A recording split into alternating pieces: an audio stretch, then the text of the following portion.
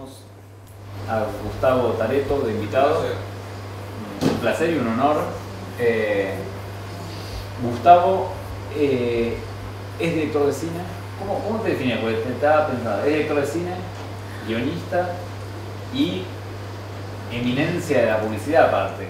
Publicista. En orden de...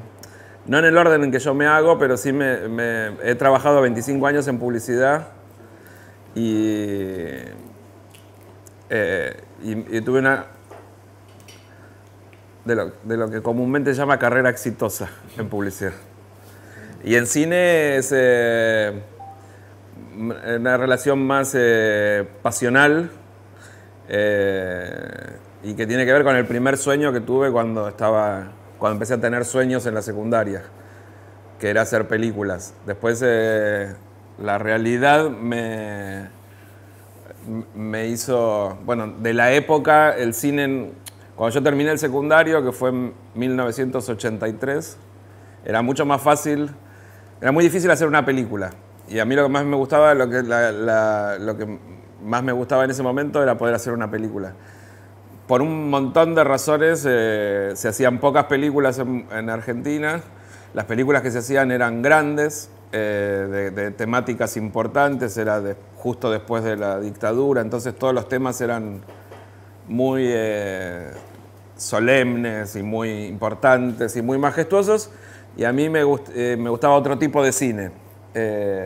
Y además tecnológicamente en esa década fue muy complicada porque se hacían pocas películas en 35 milímetros y era como un lujo reservado a directores muy importantes, con mucha experiencia, con mucha tradición. Y entonces las necesidades económicas me llevaron a tener que tomar alguna alternativa, y la alternativa fue la publicidad. Entonces me fui hacia la publicidad por interés, como para poder llevar una vida más tranquila económicamente, y después me di cuenta que la publicidad me gustaba y que además tenía facilidades para hacerla. Entonces ahí empecé a convertirme en un publicista, y fui publicista durante 25 años, hasta hace 2 que dejé la publicidad como creativo publicitario. ¿Cómo fue? Ahora si querés retomamos un poco eso. Vos hiciste 2 películas medianeras. ¿Alguien la vio medianeras acá? Las Insoladas, que también le fue muy bien. Pero si querés vamos un poco para atrás, así hacemos como más cronológicamente. Lo que quieras. ¿Cómo fue que empezaste, esto que decís vos, que querías hacer cine, dijiste por ahí no es el momento? ¿Cómo te acercaste a la publicidad? Bueno, probé muchas cosas en el medio. Yo empecé a trabajar en publicidad a los 25 años, que es... digamos, hay como un gap entre que terminé el secundario y empecé a trabajar en publicidad, que fueron años difíciles, en los que uno no tiene tan claro... es bastante angustiante la idea de futuro a esa edad, por lo menos para mí. Y estaba bastante desorientado. Estaba, por un lado, yo vengo de una familia clase media, media, con un papá que no fue universitario y trabajó toda su vida, a disgusto, en relación de dependencia, y todo el tiempo tenía yo la presión de no, vos sos inteligente, tenés que ir a la facultad, todo esto estoy hablando a principios de los 80s. Y yo realmente me generó culpa esa idea. Entonces cuando terminé el secundario, que además me fue muy bien en el secundario, nunca me llevé ninguna materia, tenía promedio alto y esas cosas, eso generaba más expectativas sobre mi futuro. Entonces acepté la presión familiar y entré en la Universidad de Buenos Aires, en la Facultad de Ingeniería, a estudiar primero computación científica y después análisis de sistemas. Porque pensé que el futuro eran las computadoras, en 1982. Una cosa intuitiva, y porque tenía cierta facilidad para la matemática y el álgebra. Entonces entré también estuve 4 años en la Universidad de Buenos Aires, hice un poco, casi la mitad de la carrera como para ser analista de sistemas. Me frustró mucho hacer eso. Esos años fueron... sentí que hice algo forzado, algo que no tenía ganas de hacer. Que lo hacía porque tenía cierta facilidad, pero no me generaba... nada, lo hacía por inercia. Lo hacía para darle el gusto a mis viejos. Básicamente a mi papá. Y en un momento me empecé También lo que sucedió es que estudiaba computación en un lugar en el que no había computadoras. En 1983 en la Universidad de Buenos Aires no había computadoras, uno tenía que desarrollar un programa y se ponían tarjetas perforadas, cosas que son absolutamente hoy... Sí, y eso se metía en una ventanilla que uno dejaba y a los 3 días te daban unas hojas con agujeritos a los costados que te mostraban cómo había corrido tu programa. Entonces, para hacer algo necesitabas 2 semanas. Yo me aburría, la Universidad de Buenos Aires estaba desbordada de gente, tenías que pelear por un banco, no había lugares en las clases, los horarios no coincidían. Y yo no quería ser analista de sistemas también, esa es la verdad. Después, un accidente, se mudó en el mismo edificio en el que yo vivía con mis viejos, se mudó en el mismo piso un director de cine. Y mi mamá empezó a cuidar a sus hijos. Y cuando sus hijos se fueron, y yo le pedí, mi mamá le contó que a mí me gustaba el cine, él estaba haciendo una película, y me dijo, si querés, cuando quieras vení a ver el rodaje, me invitó a ir al rodaje de la película. La película se llama Chorros, era una comedia que se filmó, no sé, habrá sido en el año 87 o algo así. 88 quizás, y cuando yo fui al set quedé totalmente, digamos, deslumbrado. Una película nocturna, un banco construido en un galpón, en un estudio, en el microcentro, y todo eso me fascinó, era todo lo que a mí me atraía. Justo coincidió ese rodaje con un receso en la facultad. Dejé de ir obviamente no necesitaba ir a la facultad y podía ir todas las noches al rodaje. Me había invitado por un par de noches y me quedé todo el rodaje. Fui todas las noches y empecé a ayudar en cosas que no me correspondían. De hecho, terminé actuando en ese rodaje, en una escena, un robo a un banco, porque faltaba un actor y yo tenía la misma altura y como el robo era encapuchado, actué en la película, en esa escena. Y bueno, obviamente cuando uno hace algo que no le gusta y de repente hace algo que le gusta mucho, lo que no te gusta un poco menos. Y no volví más a la facultad. Terminó ese rodaje, decidí dejar la facultad y empezar a estudiar cine. Estudié cine durante 2 años. En ese momento no existía ni la facultad a la que él va hoy, ni en la Facultad de Buenos Aires se podía estudiar cine. Había una escuela que se llamaba la Escuela de Avellaneda y una escuela del instituto. Y había algunos talleres. Entonces fui por el lado de los talleres. Empecé a ir a varios talleres. Mi papá cayó en un pozo depresivo cuando se enteró que yo iba a dejar la facultad. Le di un disgusto bastante grande, pero lo hice. Y empecé a estudiar cine. Ya antes les conté cuáles eran los problemas de hacer una película en ese momento. Y entonces cuando me vi un poco acorralado, porque estaba trabajando de empleado en un kiosco de golosinas, mientras estudiaba cine y hacía cortos, un poco acorralado por la visión un poco oscura que tenía de mi propio futuro, de qué voy a vivir, de qué digamos,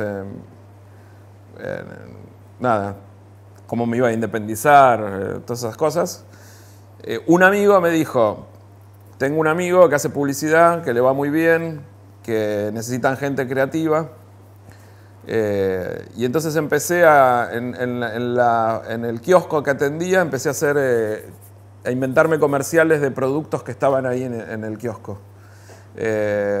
me inventé 4 o 5 comerciales sin saber cómo hacer un comercial.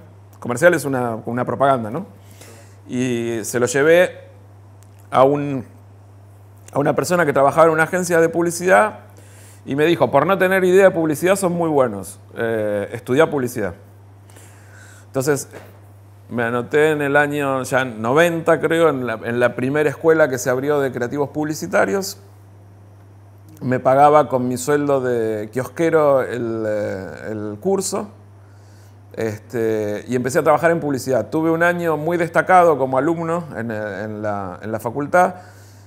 Los profesores de esa facultad eran toda gente en actividad, en ejercicio, en agencias, y me llevaron a trabajar en publicidad en el año 91, habré empezado a trabajar.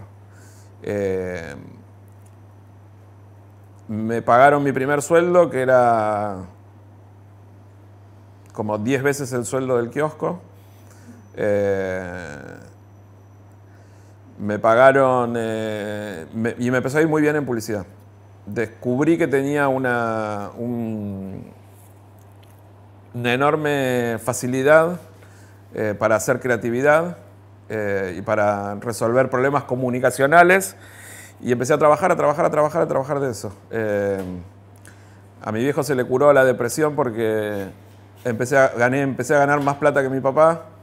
Muy ligada, una depresión muy ligada a mi destino. Sí, sí. Mucho peso. Mucho peso. Y entendió que... Y se acomodaron las cosas en eso, en esa cosa que él no entendía por qué yo no... por qué si tenía capacidad para ser universitario no había elegido ser un universitario. Él quería que yo no tuviera jefes porque él sufrió mucho a su jefe trabajó 35 años en la misma empresa y 35 años puteando contra su jefe, y él siempre quería que yo no fuera, que no dependiera de nadie. Y si bien yo trabajé 25 años en relación de dependencia en una agencia de publicidad, es distinto porque uno ofrece algo, no un trabajo mecánico, sino algo que parte de la capacidad propia. Entonces uno más interesante trabaja, más le pagan, y ahí empezó mi carrera de publicitario. Cuando mi carrera de publicitario se estabilizó, es decir, empecé a ocupar una zona de confort, volví a relacionarme con el cine, y cuando había solucionado los temas económicos respecto de mi propio futuro, empecé a compartir las dos actividades, la publicidad y el cine. Volví a hacer cine y el cine fue ganándole otra vez a la publicidad, y desde hace 2 años me dejé la publicidad para dedicarme solamente a ser director. ¿Y cómo fue? Me intriga mucho algo que mencionaste recién, que es como el paso de vivir de algo más ligado a lo material, o sea, ligado a la compra-venta del kiosco, lo que fuera, sí, a vivir de algo así abstracto. Digo, porque vos hablás mucho de creatividad.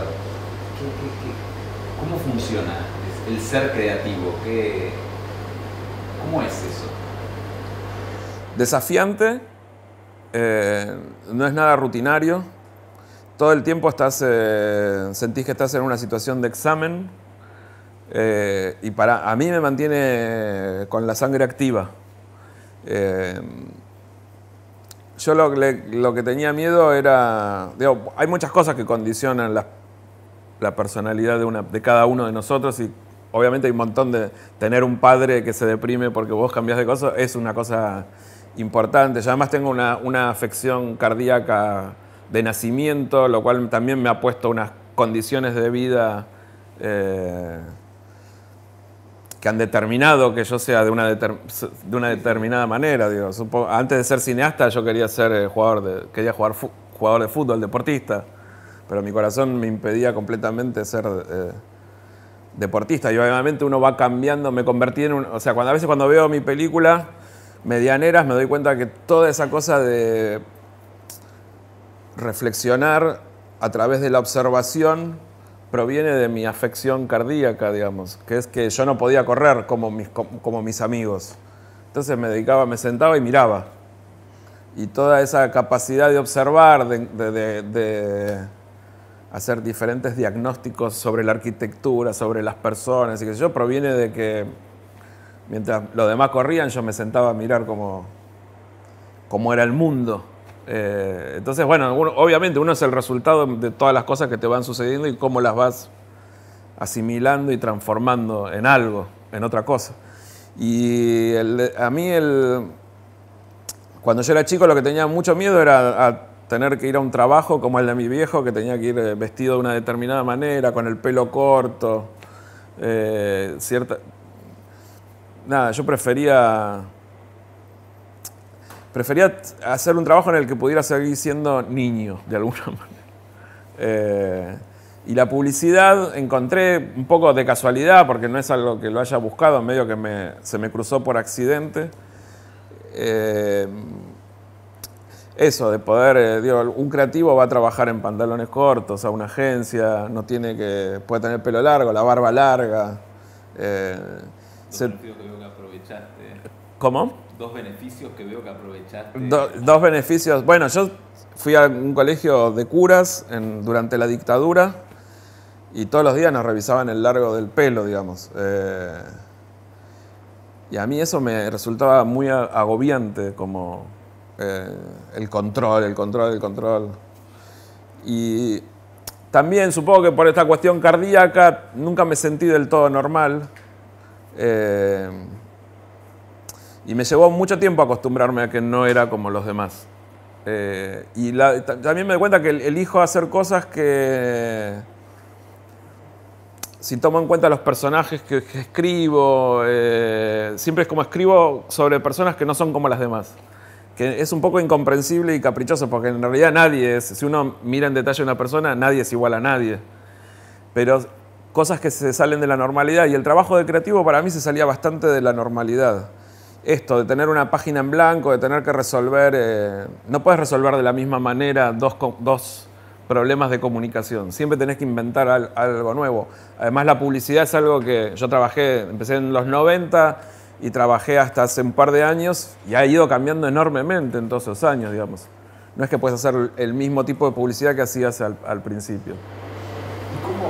A mí siempre me intrigó, conociendo la carrera de Gustavo, una observación desde afuera, vos creo que has formado los hábitos de consumo de un montón de gente, porque trabajaste con clientes muy grandes. Gustavo desarrolló durante muchos años, decime si me equivoco, la estrategia de comunicación de Coca-Cola del mundo. Sí, regional más que del mundo, pero sí, de México para abajo sí. ¿Cómo era cómo era pensar cómo se comunicaban cosas para tanta gente? Hay algo que es, la publicidad no trabaja solo un tipo de persona, es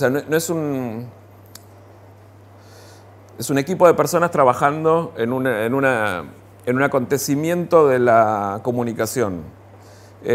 Mi trabajo, el de creativo, que es pensar un spot publicitario, un concepto, un posicionamiento, es una parte. Después hay psicólogos, sociólogos, ejecutivos de cuentas. Lo que espera de mí la publicidad, lo que espera de mí la gente de Coca-Cola es intuición. Yo no trabajo con un proceso racional. Después lo racionalizo, pero lo primero que surge cuando surge algo de mí es totalmente instintivo. No es... después se racionaliza, después pero hablas con lo que es intuitivo. ¿Qué te hace pensar a vos que una película puede ser interesante para alguien? No lo sabés. Primero se te ocurre la película y después pensás si eso le puede interesar a alguien, qué puede entender a alguien de eso. Y obviamente uno empieza caprichosamente, ¿no? Porque vas haciendo cosas que pensás y después te las explicás. ¿Por qué hice eso? ¿Qué sé yo? Yo el corazón, puedo hablar ahora del corazón después de haber hecho 15 años de terapia y poder ubicarlo en algún lugar y encontrarle alguna razón de ser. Y no sé si hubiera llegado yo a las conclusiones que llego de eso solo. Digo, uno después empieza a rodearse y empieza a entender por qué hace lo que hace, por qué resuelve lo que resuelve y por qué... pero hay un punto de la publicidad, y a mí es lo que más me gusta, es que lo sentís acá. Y se te ocurre porque uno también... cuando empecé a trabajar de publicidad te daban un trabajo. Tenés que hacer un aviso de gráfica para Volkswagen que diga, que cuente que el nuevo auto tiene 5 puertas. Y uno se pone así a mirar el techo durante varias horas pensando. A veces llega porque uno dice, bueno, 5 puertas tenés una puerta para alguien más para que entre. Digo, no sé, estoy inventando cualquier cosa. Digo, capaz que viene de un lado racional la manera de comunicar y capaz que lo asociás por el 5 y se te sale una idea genial con el 5. Y es eso, y en un punto uno lo siente cuando yo cada vez que se me ocurrió algo que funcionó y que lo sentí en algún lugar. Y obviamente al principio uno, cuando tenés que hacer eso y te dicen que hay que presentarle al cliente el miércoles de la próxima semana a las 4 de la tarde y te mandan un mail donde te avisan todas las personas que van a estar ahí para escucharte y vos sabés que el próximo martes a las 4 de la tarde vas a tener a unas 20 personas esperando que vos les digas, tipo Mad Men, qué es lo que tienen que hacer. Y al principio eso me estresaba completamente, porque obviamente empezás hoy y mañana no tenés nada bueno, y el viernes no tenés nada bueno, y como no tenés nada bueno ni el jueves ni el viernes, decís, bueno, el sábado voy a tener que trabajar, y el sábado encontrás algo que te parece muy bueno, te vas a dormir, te despertás el lunes, lo mirás y decís, esto es una mierda, tengo que volver a empezar, bueno, todas esas cosas que eran muy estresantes al principio, cuando uno lo hace muchas veces, ese estrés tan fuerte lo dejás de sentir y trabajás desde otro lugar, digamos. Y además empezás a confiar un poco en vos mismo y sabés que siempre algo va a surgir, digamos. Y después, a mí lo que me gustaba mucho es... yo tengo una persona muy mental, por razones cardíacas. Entonces todo el tiempo estoy muy relacionado con lo que me pasa dentro de digo, en general la gente me acusa de hablar poco, se quejan, ¿no?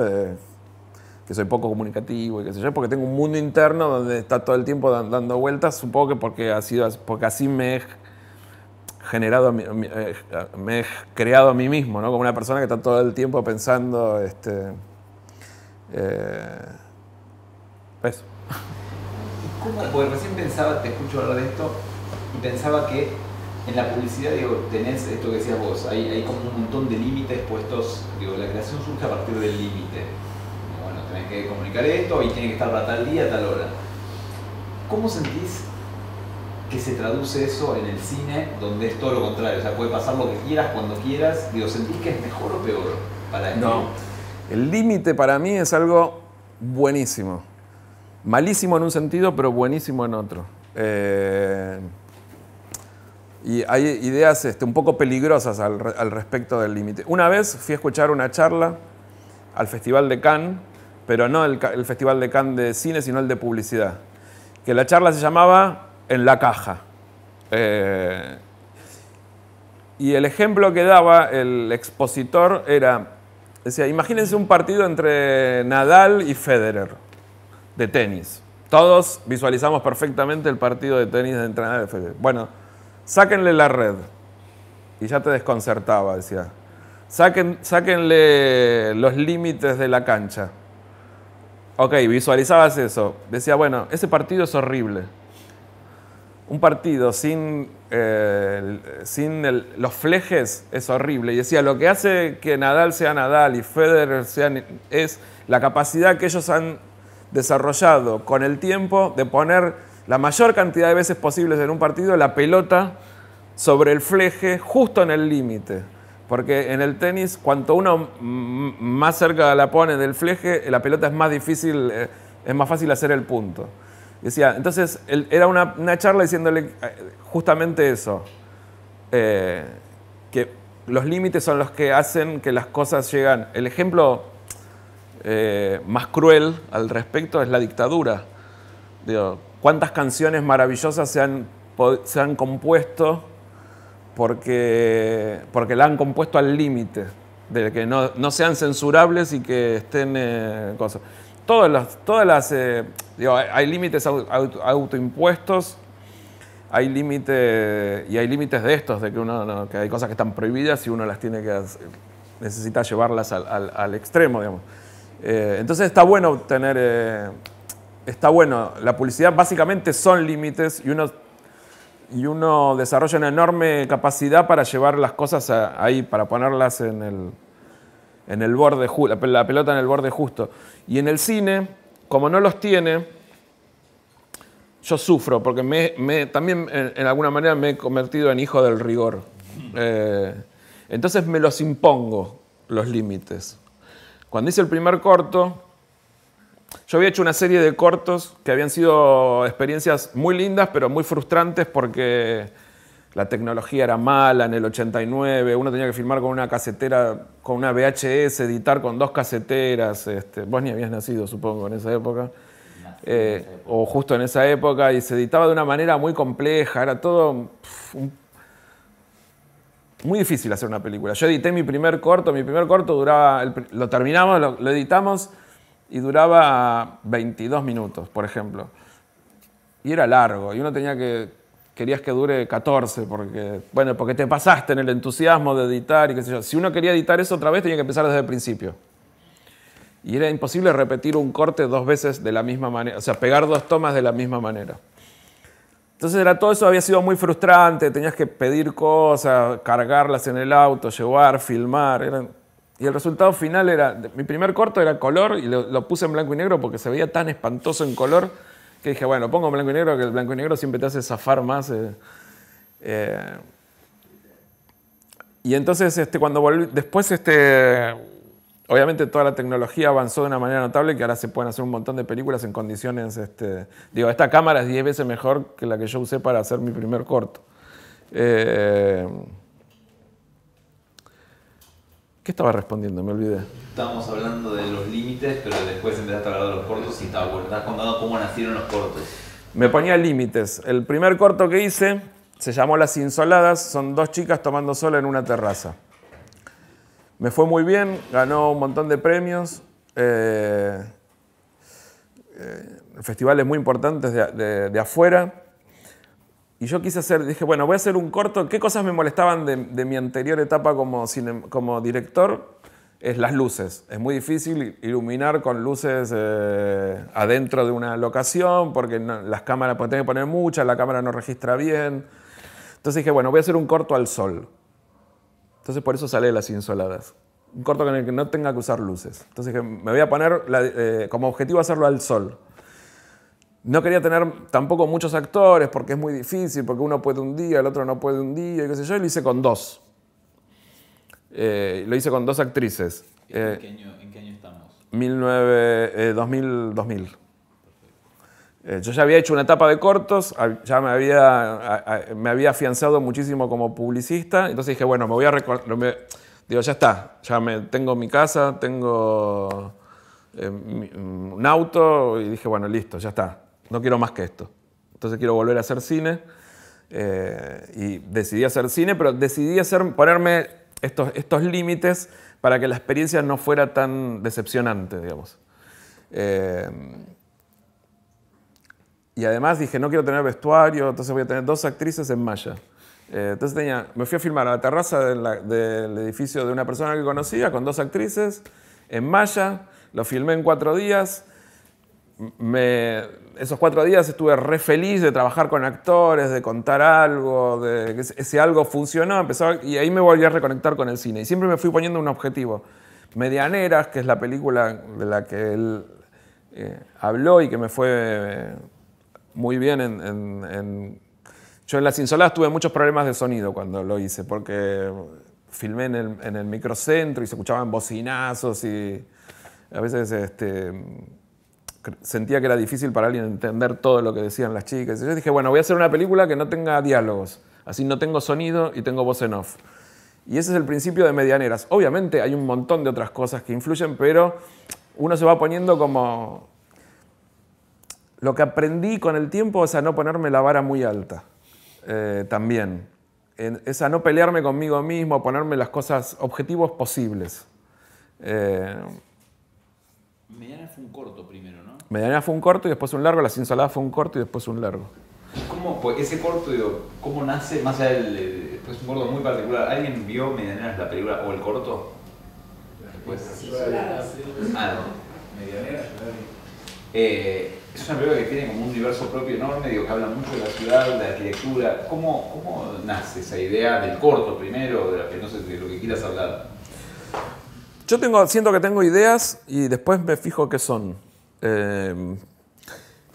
Medianeras y también tengo un proceso creativo bastante caótico, supongo que porque tengo muchas cosas adentro de la cabeza y las voy dejando mucho tiempo y yo creo que las ideas que sobreviven en la cabeza son las que después merecen ser llevadas adelante. O sea, que son...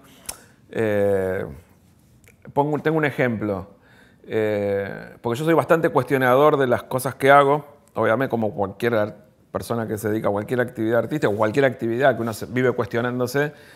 ¿Se acuerdan? No sé si siguen existiendo, pero cuando yo era chico había un montón.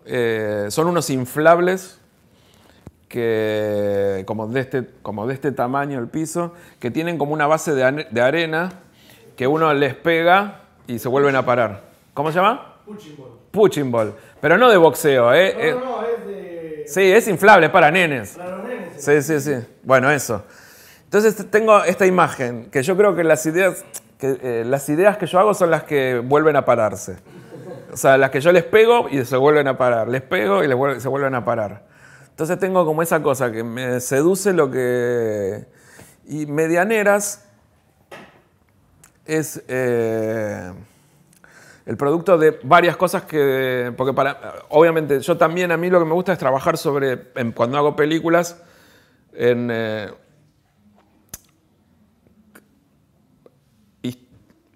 películas que tengan muchas puertas de entrada.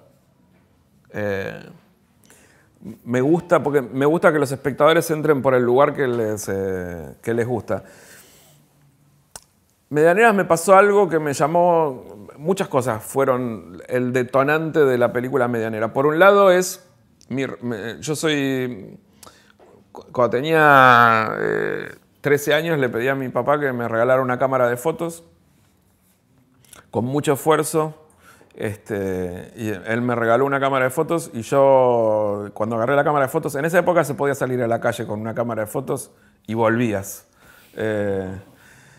a tu casa con la cámara de fotos. De hecho, iba a barrios, iba a barracas, a los trenes ferroviarios, qué sé yo, me la pasaba ahí todo el día sacando fotos en blanco y negro, qué sé yo, y volvía con la cámara a mi casa. Ahora me da miedo a veces sacar el teléfono. Pero bueno, salí a la calle con a mí me daba mucha curiosidad por esta cosa del corazón y de observar. Y además soy muy tímido. Me cuesta mucho, no sé, pues le tengo un poco de miedo a la gente a veces. Pero a la vez el miedo ese también es una enorme curiosidad. Y yo salía a la calle con ganas de sacarle fotos a la gente. Me interesaba mucho la gente, me sigue interesando mucho la gente, el que está en una parada de bondi esperando, el gesto, lo que se llama ahora lenguaje, body language, ¿viste? Me parece que la gente expresa mucho la manera en la que se sienta, en la que se mueve, en la que espera. Y me da mucha curiosidad saber qué es de la vida de esas personas. Y yo le quería sacar fotos a todas esas personas. Mi papá me regaló una cámara muy buena, pero que para sacarle una foto a una persona y que esa persona se viera, había que acercarse demasiado. Y como era muy tímido, fui muy torpe sacándole fotos a la gente en la calle. Entonces empecé a sacar fotos de cosas que no se molestaran porque yo les sacaba una foto, y esos fueron los edificios. Entonces a partir de ahí me convertí como en un fotógrafo que hacía excursiones periódicas por Buenos Aires sacando fotos de edificios, casas y qué sé yo. Entonces empecé a relacionarme mucho con la arquitectura. De hecho, después cuando a los 18, qué sé yo, gané premios de fotografía cuyo tema era la arquitectura. Y obviamente, tanto pensar en la arquitectura de la ciudad como juego, también me di cuenta que la ciudad se parecía mucho a la gente. Entonces fue una excusa perfecta para volver al punto de interés de inicio, que son las personas. Y Medianeras intenta explicar un poco eso. Cómo nosotros somos el resultado del lugar en el que vivimos, y el lugar en el que vivimos es el espejo nuestro. Ese es como el punto de partida más importante, porque Medianera es la historia de un chico y una chica que viven en un monoambiente. Y sienten ellos que necesitan, son dos personas que están en crisis, diferentes crisis, pero crisis. En dos monoambientes distintos. En dos monoambientes distintos, son dos personas que viven en la misma cuadra, en dos edificios distintos.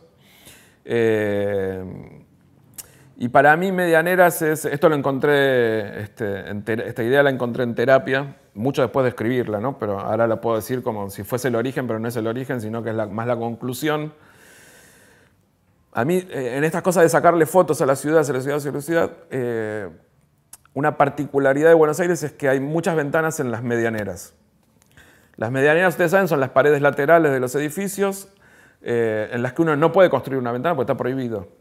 Pero hay millones en Buenos Aires. De hecho, hay una que es espectacular, que la recomiendo para ver mucho porque está totalmente expuesta, que es un edificio que está en Rodríguez Peña y Santa Fe. Que si uno va a Rodríguez Peña y Santa Fe y se para del lado de la Recoleta, mirando hacia Santa Fe y Callao, va a haber un edificio, el único edificio de la esquina que tiene como un catálogo de ventanas, redondas, cuadradas, bow window, es impresionante. Cada uno hizo la ventana que se le cantó el orto. Ni siquiera se pusieron de acuerdo para hacer una ventana igual en el edificio. Y entonces, de tanto obsesionarme con el tema de las medianeras, empecé a pensar qué significaba eso, digamos. ¿Por qué alguien tenía la necesidad de romper una pared? Entonces pensé, primero es luz, ¿no? La cosa, o sea, uno rompe una necesita que entre luz. Y obviamente que entre luz supone oscuridad. Entonces pensé que eran dos personas que se sentían en un momento muy oscuro de sus vidas y que necesitaban que les entre luz. Con la luz, ¿qué entra? El aire. Entonces también pensé que en el microcentro los edificios son en general chiquititos, entonces necesitaban aire. Además del gesto de romper es muy lindo, ¿no? Para el que pudo romper algo, siempre cuando querés romper, a veces querés romper algo y es muy lindo el acto físico de romper. Y la cosa que más me interesaba era el punto de vista nuevo. Quiere decir que si uno abría una ventana necesitaba mirar para un lugar nuevo, dejar de mirar lo que estaba mirando. Y yo creo que a veces, me pasa muchas veces cuando uno tiene que resolver un conflicto no filosófico o emocional o esas cosas, es poder ver las cosas de otro lugar. A veces cuando uno se desentiende del problema con el que estás obsesionado y no lo puedes resolver, y no puedes resolverlo, y no puedes resolverlo, y más lo mirás, y siempre estás mirando el mismo punto de vista. Nunca decís, bueno, me siento en esta otra silla para ver cómo se resuelve el conflicto. Entonces me pareció que la apertura de la ventana también te desahogaba la visión hacia otro lugar. Y hacia ese lugar, y voy a hacer un poco de spoiler de la película, igual si quieren se las mando para que un día la vean acá. Ellos encuentran la respuesta a sus conflictos, a sus crisis, porque pueden mirar para otro lado, desde otro lugar y con otros ojos. Y ese es como el punto de partida. Después hay un montón de ideas alrededor de medianeras, pero esta es como la central. Otra cosa que me resultó, que me estaba acordando cuando estábamos hablando de San Bernardo, es que una vez fuimos con Las Insoladas, fui a Gesell, a un festival de cine que hay en Gesell, histórico, que se llama Uncipar. ¿Con Las Insoladas película o Las Insoladas corto? Las Insoladas del corto. Y pero fue más o menos al tiempo en el que empecé a escribir medianeras. Entonces me fui con mis dos sobrinas, que en ese momento tendrían 13 años, 14 años.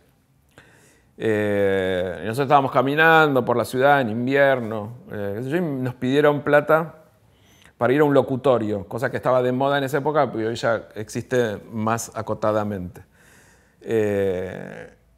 Nosotros caminamos 2 horas, volvimos y ¿qué estuvieron haciendo? No, estuvimos chateando. ¿Pero con quién chatearon? No, entre nosotros. Y otra cosa que me obsesionaba en ese momento es la incapacidad que tenemos para comunicarnos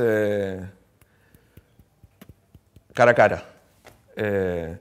Y ellas dos y un amigo, y estaban entre ellos chateando y diciéndose cosas que no se decían cara a cara.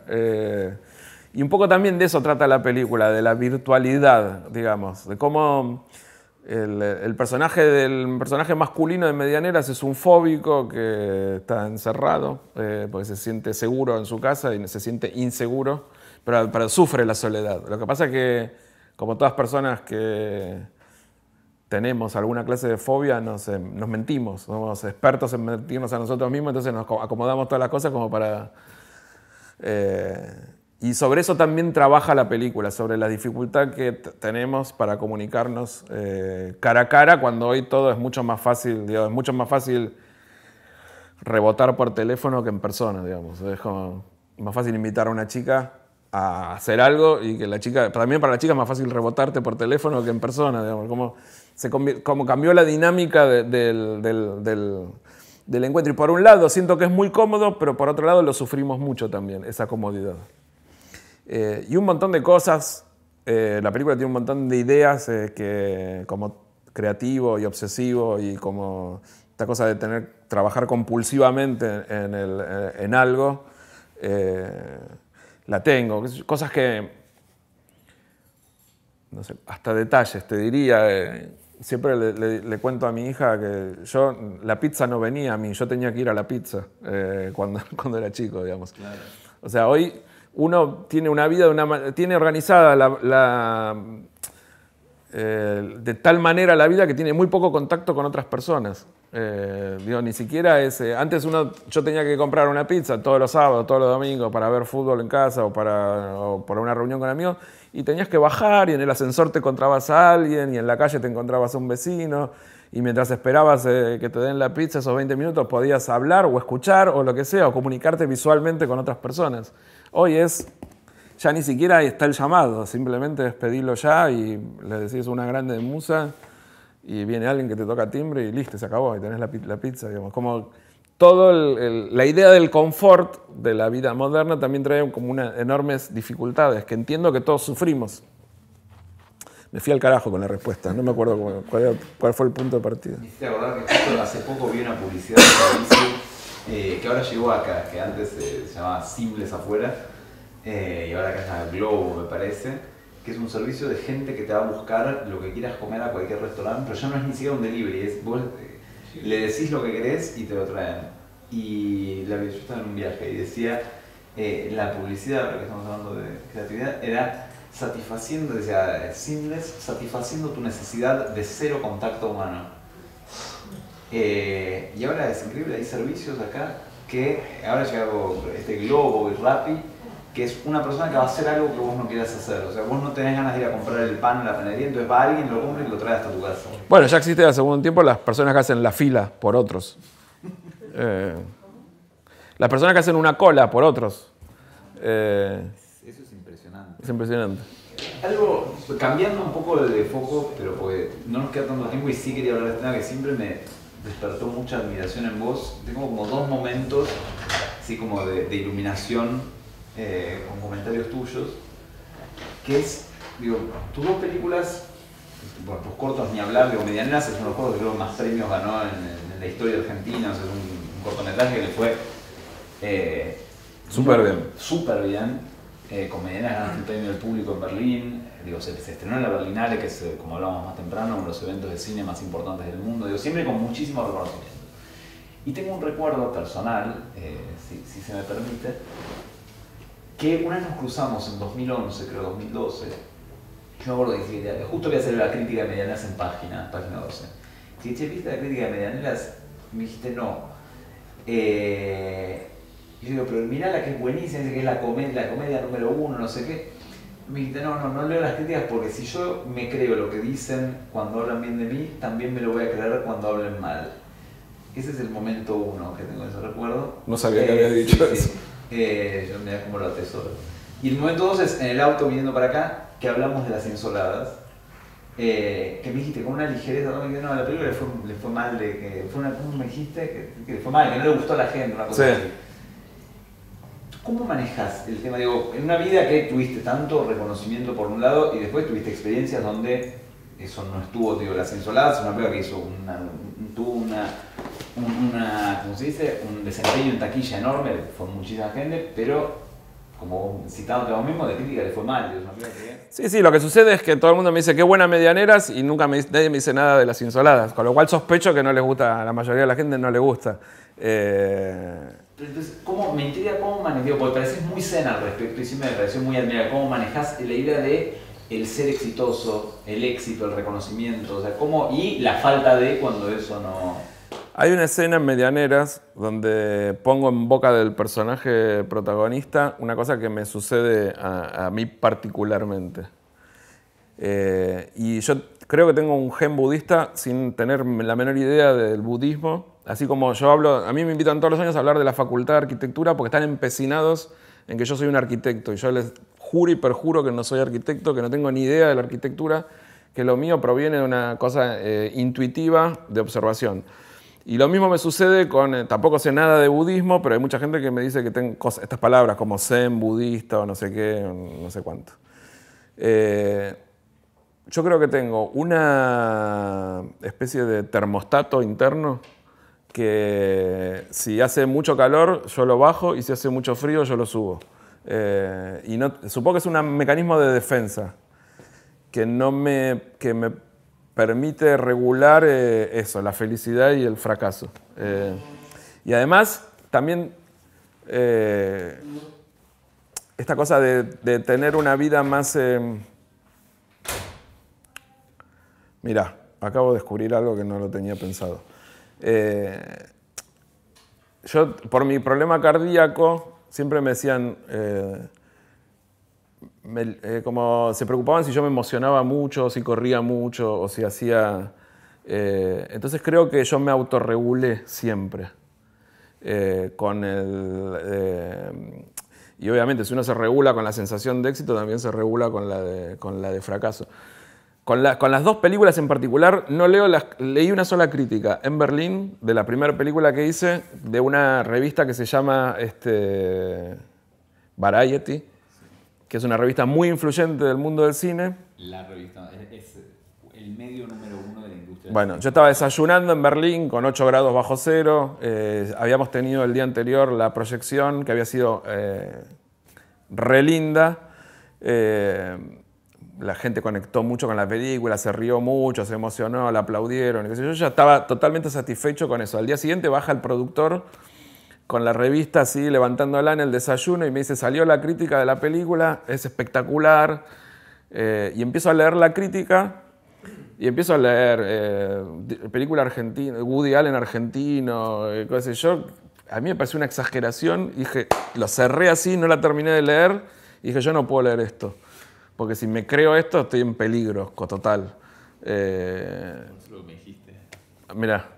Y entonces decidí que en ese momento no iba a leer nunca más una crítica de la película, de ninguna película que hiciera. Y lo hice, soy bastante, para algunas cosas no tengo control, por ejemplo la pasta, la harina, no puedo evitar comer pizza, pero con otras cosas sí soy bastante, digo esto no y es no, y no leo las críticas. ¿Y no te llega por ningún lado? Sí, siempre hay uno que te dice, a tal le encantó, a tal cosa, pero trato de cambiar la conversación a otra cosa, trato de evitar que me sigan contando. También me pasan otras cosas, que es que la persona que escribe o muy bien de tu película o muy mal de tu película, cuando está con vos, no te habla muy bien de la película ni te habla muy mal si escribió muy mal. Entonces entiendo que la crítica es algo que hace el crítico para sus lectores, no para el director de la película. Entonces prefiero que mantengan ese vínculo y yo no estar ahí involucrado. Si alguien me quiere decir algo bueno o malo de la película, lo puedo escuchar perfectamente. Otra cosa importante, yo les dije, soy publicista. Yo debo haber filmado más o menos unos 400 comerciales en todos los años que trabajé. Entonces estoy 400 veces o me felicitaron o me dijeron que era una mierda. Entonces también estoy muy acostumbrado a que me digan que algo que hice está bien o que algo que hice no está bien. Y eso también te da un entrenamiento para aceptar esas cosas. Y después porque el cine es lo que más me gusta, lo disfruto, me salga bien o me salga mal. O sea, es algo que yo sé que voy a seguir haciendo. Yo lo comparo un poco con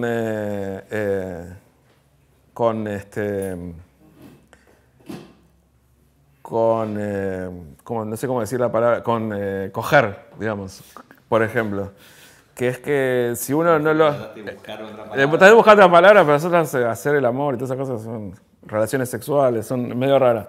Digo, lo puedes hacer mejor o peor, pero lo vas a seguir haciendo. Digo, como nada, porque te da placer.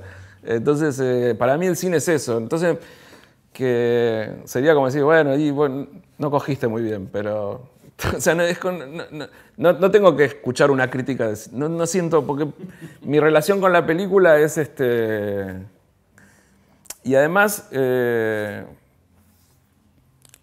por ejemplo, Medianeras habla de esto. Les voy a contar una sola cosa que es lo que más me conmueve que me pasó con la película Medianeras. Unas hijas le regalaron a su madre, que tenía 40 y pico, que estaba triste, divorciada, un poco angustiada, le regalaron una ventana. Eso para mí fue lo más impresionante que me pasó, que me pueda pasar, y que no voy a encontrarlo nunca en una crítica de ningún crítico, por más que sea el mejor crítico del mundo. Que una persona de otro país, las hijas le regalen una ventana para que ponga en una habitación que no tenía ventana a su madre como símbolo de que puede encontrar respuesta a algo, a mí me conmueve mucho más que cualquier otra cosa. Y yo pienso en el cine, en esas cosas, no tanto si en algún erudito o algún intelectual me da alguna devolución. Digo, si a alguien le modifican algo a la película y eso me parece más interesante que... No sé si contesté la pregunta. Sí, okay. ¿En cuántos países estrenó Medianeras? La compraron de 35 países. No sé en cuántos finalmente se estrenó y en cosas... pero sí tiene lugares raros. Las películas hoy se piratean. El año pasado llegó una chica una refugiada de Siria. Esto es increíble, lo leí. Y un día sale tapa de La Nación la nota de la chica siria que vino a vivir a Buenos Aires, Argentina. Y le preguntan todas las razones por las que eligió. Una de las razones es que vio Medianeras. Entonces, y le interesó la ciudad por haberla visto en la película. Que es una cosa que me sucede bastante. Mucha gente que viene a Buenos Aires y me pregunta ¿dónde está el planetario? Porque lo quiero ir a ver. O ¿dónde está el edificio Cábana? Porque lo quiero ir a ver. La película es ficción, pero tiene una parte documental de la ciudad. La ciudad es como un protagonista también de la película. Y eso bueno, la chica vio la película, entonces es una chica que vio en un país en guerra, una guerra interna y externa. Se bajó el trabajo de encontrar una película en internet, de mirarla, se relacionó con la película, la conmovió a punto tal de que quiere venir que termina eligiendo como destino Buenos Aires. Entonces, la película se estrenó en lugares, para mí, rarísimos. Que se dé en Corea, en China, es raro. No sé por qué sucedió eso con la película. Supongo que mucha gente se debe sentir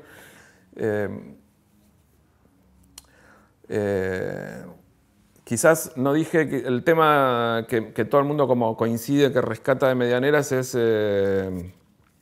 la soledad urbana, sentirse solo rodeado de un montón de gente. Y me parece que eso sucede en muchos lugares del mundo. Porque uno está muy conectado virtualmente, pero muy poco conectado. Digo, ¿a cuántas personas les puedes pedir ayuda cuando te sentís mal? Sí, muy pocas. Bueno, ¿qué pensás si abrimos un poco a ver si alguien tiene alguna pregunta o que quieran consultar? Sin vergüenza.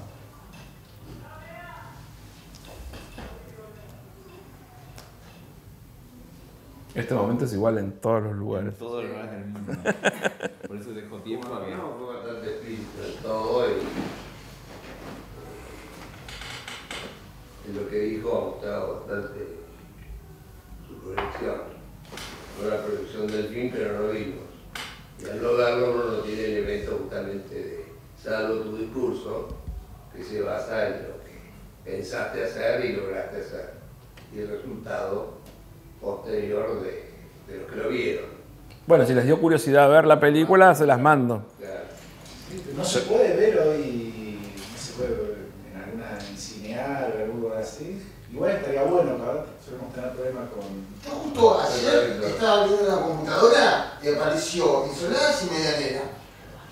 Y estuve a punto de verla y no la vi. Hoy ya la voy a ver seguro. Y... Yo les puedo mandar un link de Vimeo, donde la película está, que tiene un password que tiene alta calidad. Digo, capaz que lo pueden ver, o sea, se lo puedo mandar a Mateo y Mateo se los puede compartir a ustedes. Y la pueden ver o juntos o cada uno, digo, individualmente en una computadora. Se puede ver. El proyector de acá de sentar que una computadora le pasa. Sí, Ah, hay una. Perfecto. Porque eso aportaría, bueno, elementos de lo que vos escribiste como crítica. Sí, totalmente. Fuiste tu propio crítico. Fui mi propio crítico, fui bastante benevolente además. No elegiste la mala.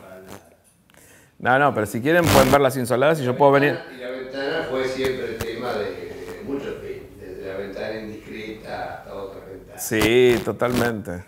Sí, hay toda una historia alrededor. Y bueno, Atrapados. A mí sentirse atrapado. Si ves todos los cortos que hice y los dos largos, siempre hay gente que se siente atrapada por algo. Condicionada, atrapada. Las Insoladas son unas chicas que están en una terraza en pleno centro de la ciudad fantaseando con escaparse a Cuba. Están atrapadas, están muy lejos de irse a Cuba, digamos. Pero siempre está esa cosa de... Y en los cortos también está. Que... Y particularmente en Argentina la cuestión de la medianera es un problema de la urbanización. Totalmente. Que vienen casas chatas o barrios muy chatos y de golpe se eleva y por reglamentación hay unas paredes enormes que están ciegas. Exacto. Entonces tarde o temprano no crece el resto del barrio a la par, sino que deja esas cantidades de posibilidades o de huecos para que uno haga la medianera. Lo que decís es... Digo, utilice la medianera como un respiro. Totalmente. Es una particularidad de Buenos Aires. De hecho... En otros países no puedes tocar, como están ya armados y lo único que uno puede transformar es el interior. Yo la primera vez que tuve la suerte de ir a Francia, los primeros días me sentía re mal en Francia. Porque me sentía como que estaba en un... ¿Vieron en las animaciones, los dibujitos animados que el personaje corre y siempre el fondo es el mismo? Y tenía esa sensación de estar ahí, que todos los edificios son de 5 pisos, todos rematan a la misma altura, no ves medianera, todas las paredes son homogéneas. La parte de marquesina es toda muy responsable y medida y todo. Y acá Buenos Aires es una contaminación visual... Un campeonato de arquitectos. Es un campeonato de arquitectos que no se ponen de acuerdo para nada, digamos. Hay diferentes materiales, diferentes alturas y todo eso. Bueno, todo eso que yo pensé durante un montón de tiempo, lo puse en la película para entender que así somos nosotros. A nosotros nos cuesta muchísimo ponernos de acuerdo en cosas. La grieta no es un invento kirchnerismo o antikirchnerismo, es una cosa constante que tenemos desde hace, digamos, y que nos encanta pelear además, confrontar, digamos. Entonces esas cosas están puestas ahí en la observación de la ciudad y hablé con Clorindo Testa, que es como uno de los arquitectos más célebres que tenemos nosotros, que él era un defensor y adorador de las medianeras, porque además decía que es lo que hacía a Buenos Aires tan luminosa, porque al final son como grandes telgopores blancos que se usan en cine para rebotar la luz. Obviamente con el tiempo no son tan blancos, pero hacen que la ciudad le llegue... Él me decía que teníamos una reunión en su oficina en un edificio que tenía en Santa Fe y Callao, Y me decía, si yo no tengo la medianera enfrente, acá no llegaría luz, porque está el sol del otro lado, solo que pega ahí y me ilumina mi estudio. Entonces, bueno, esas cosas que son... Y lo que siempre pensé alrededor de la película es que hay cosas que son malas, pero nos hacen bien, y hay cosas que nos hacen bien, pero son malas. Y las cosas son buenas o malas según a veces como las queremos ver también. Entonces, eso pensé, digo, es como un defecto de la ciudad, pero a la vez nosotros lo tomamos como algo positivo, porque hace que tengamos una ciudad más luminosa, o que tengamos muchas cosas que él también decía, no es una idea mía, decía muchos puntos de encuentro. Porque si yo te digo, porque yo puedo referenciar claramente con las anormalidades urbanas puntos de encuentro, digamos.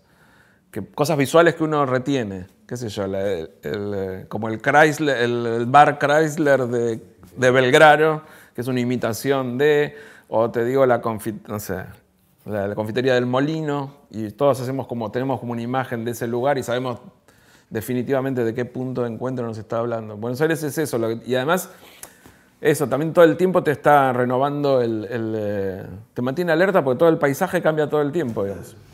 El lindo centro tiene una expresión justamente que es el edificio al revés, como la Biblioteca Nacional que empieza arriba. Que empieza arriba. Pudiendo superar la altura y el Banco de Londres también. Hermoso, ahí filmé también. Hoy no estoy, ¿no? Hoy no estoy. El corto que se suena en local, ¿no? Otro Sí. festival. ¿Alguna otra pregunta? Sí, una preguntita, que es más personal. Porque hacía referencia al tema varias veces, ¿no? Cardíaco. Sí. ¿Se puede saber? ¿Qué es lo que tengo? De hecho, te llevo a terapia, ¿no? Sí, bueno, tuve un episodio a los 3 años muy grave, con una fiebre reumática que me afectó una de las válvulas cardíacas, la válvula mitral. Pero después con el tiempo es algo congénito, es una malformación congénita. Mi válvula no trabaja bien, entonces la sangre en vez de pasar de una aurícula a una ventrícula, a una parte que vuelve un poco. Y eso es una normalidad que tengo desde esa época, con la cual me controlo anualmente. Al principio no, al principio muy exhaustivamente y ahora anualmente. Y en algún momento me la van a reemplazar. Me van a sacar esa válvula y me van a poner o una mecánica o un injerto o algo. Pero siempre están esperando el momento.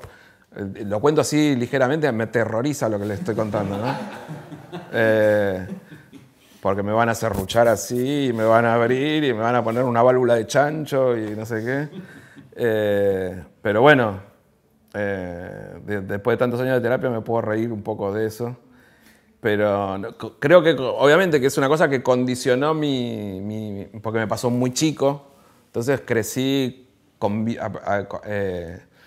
como peleándome con eso para encontrar una manera de vivir con ese conflicto, digamos. Con ese miedo, sí, obvio. Con ese miedo. Y de la inmediatez de la intuición con respecto a lo publicitario, de a poco al cortometraje y después al largometraje. Sí. Después de largar a la carrera de a poco. Totalmente. Empecé por los 20 segundos, al minuto, a los 10 minutos y Instantáneo anda. Bueno, me gustaría hacer una serie que son 10 capítulos de 1 hora, serían 10 horas. ¿Alguna otra pregunta? La última. Yo me quedo más con una reflexión que con una pregunta, ¿no? En función de lo que vos compartías respecto a las limitaciones más del lado físico, ¿no? De cómo pudiste por ahí transformarlas y desarrollarlas, generando cosas, ¿no? Que después ubicaste que tenían un sentido muy importante para tu vida, ¿no? Me quedo con eso. Sí. Más allá, digo, de toda la capacidad, ¿no? Desde lo artístico, digo, me quedo con eso, que en realidad es algo que nosotros también podríamos hacer, ¿no? No quedarnos con los no, sino con las cosas que uno puede transformar y desarrollarlas en algo. Sí, yo tengo me había puesto como un ejemplo. Una de mis psicólogas, porque primero fui un hombre y después fui una mujer, porque el hombre era muy duro con sus ideas y necesitaba alguien que me mime un poco más, que me diga las cosas malas, pero que además me lo diga con una sonrisa y con unos lindos ojos. Ella me dijo que yo hacía una cosa que después escuché la palabra, que es una cosa física. Yo estudié física además, que es que convertís una fuerza negativa, la tomás y la retransformás en algo positivo. Tenía una palabra, pero no me la voy a acordar ahora. Pero es una cosa como una reacción física a un peso. ¿Cómo? Sí, esa. Eso. Que yo no lo hice por aprenderlo ni nada, simplemente fue una cuestión de defensa personal, digamos. Y una cosa que yo aprendí en terapia es, que no sé si estas cosas las debo decir o no, es que como yo creo que a mí los problemas yo creo que cuando uno se levanta a la noche y le pegás con el dedo chiquito del pie a un mueble que te hace doler enormemente, yo lo que creo es que o sea, uno no logra deshacerse del mueble, lo que logra es correrlo del lugar para no patearlo más. Y siempre está ahí con el mueble, digamos, pero uno va desarrollando como una habilidad para no ponerlo justo en el medio del camino. Eso es lo que siempre como que entendí que es después de tantos años de terapia, digo, o sea, el conflicto no lo terminás pero siempre lo acomodás de una manera que te permita vivir más sanamente, más placenteramente y eso. Pero sí, que coincido con lo que yo creo que es como una conclusión, que he reciclado un obstáculo. Bueno, gracias por escucharme. No, gracias a vos por venir. Un aplauso para...